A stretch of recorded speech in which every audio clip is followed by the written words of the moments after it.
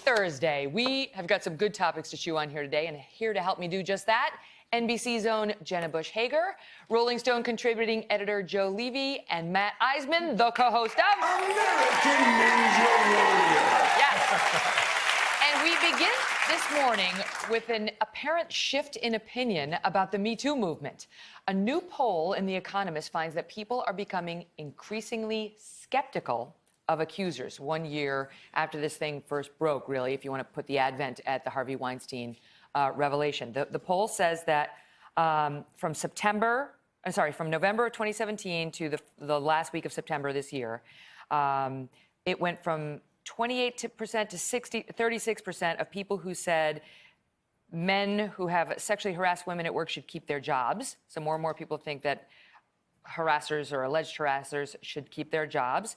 And Americans who think false accusations of sexual assault are a bigger problem than attacks that go unreported or unpunished went from 13% up to 18%.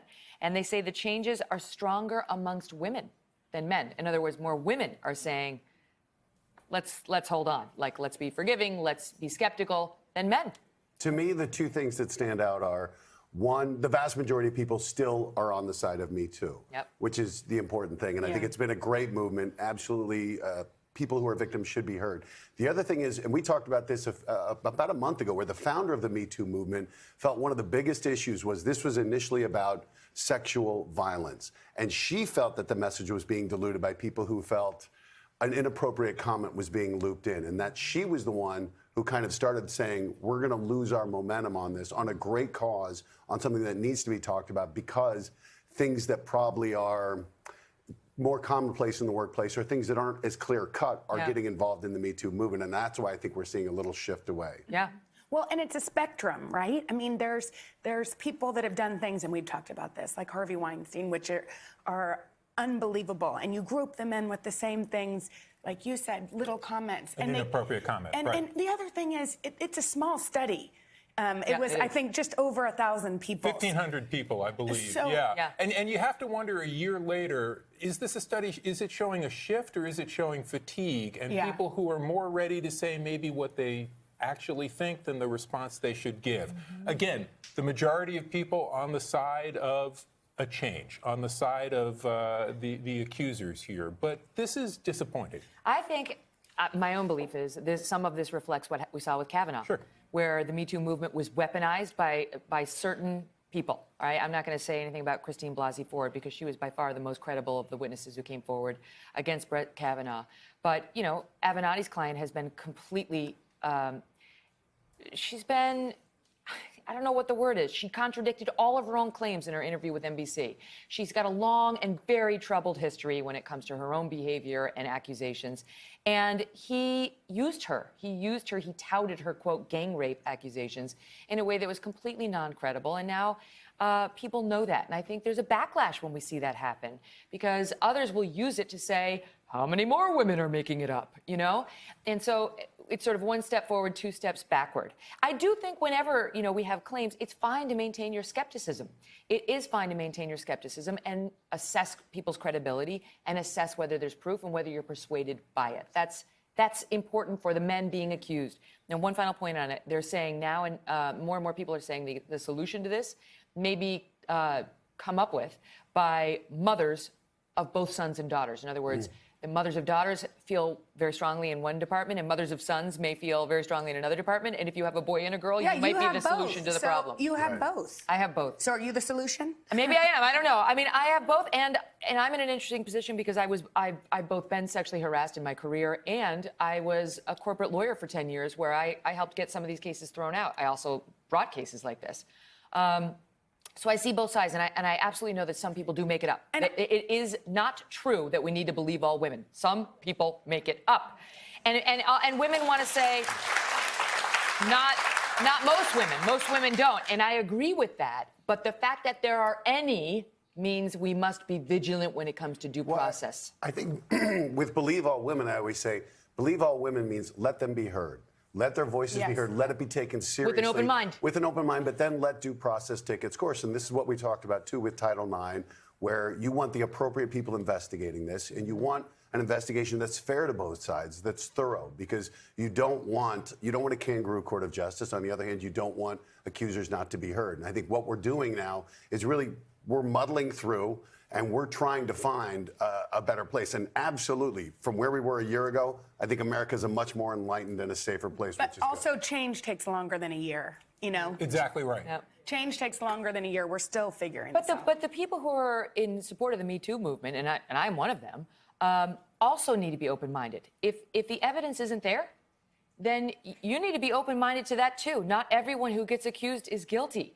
And if the evidence takes you to a place that looks closer to exoneration, you either accept or at least you don't demonize the other side. Now, I would suggest to you that in the case of Brett Kavanaugh, for example, there are at least major questions about whether he did it, okay? And you can believe his accusers, but you can understand why there were some questions. So when I see women chasing down Ted Cruz, and Ted Cruz, you can dislike Ted Cruz all you want. Most of his colleagues do from what I read in the Senate. But don't chase him down and yell, you favor sexual assault. You like sexual assaulters because you voted yes on Kavanaugh. That's absurd. You could have gone either way on Kavanaugh, and we don't need to demonize each other because we came down one way or the other. Okay. So we wanted to get to this topic, Matt, because we knew that you would be here today. Matt, if you don't know, is a jack of all trades. He has done it all. Everything you ever wanted to do, Matt's done it. And there's a new blackjack dealer. He did. Oh yeah, I was in Vegas. He did a cartwheel on the way out here. Oh, I'm not sure if really? you saw it, but he did a cartwheel, and I missed it. I got did I miss that? I got dared into doing a cartwheel. Okay. All right, we're trying to get the video for later. Wall Street Journal with a new article talking about how many people, a growing number now, have a creative side gig to their lame day job, right? So they use the one job to pay the bills, but they're making it a point to find something that energizes them on the side.